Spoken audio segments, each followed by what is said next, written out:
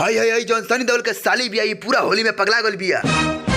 होली में रंग लगवाई जरूर, लेकिन चोली रंगाई पैसा मांगतिया। लेकिन एकरो से तेज सोनी देवल बा, उ एकरा के चोली रंगाई 2 रुपया देता। 2 रुपया हो 2 रुपया।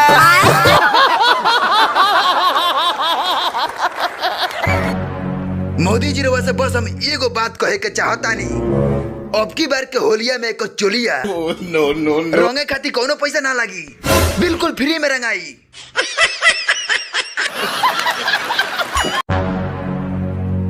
मोदी जी अमरेश पुरिया तो हमार दिमाग खराब करके रख देलक। लागत आई भिखारी हो गइल बा। ई सरौ चोली हाथ से रंगी हन, लेकिन इतना भिखारी हो गइल बा कि एकरा लगे चोली रंगाई 2 रुपया नहीं खे। लेकिन मोदी जी होलिया में चोली रंगाई पैसा लागेला। अबे रे साला के तो लगे पैसा लगे तो रंग लाए खातिर काहे बेचन भेल बाड़ी। देख सन देवल अब की बार फ्री में केहू रंगाई तो रंगाई चोली फ्री में रंगाई होली में, ठीक बा। अब तो ज्यादा बोलबे तो तोर मुंह फोड़ देम अमरीश पुरी।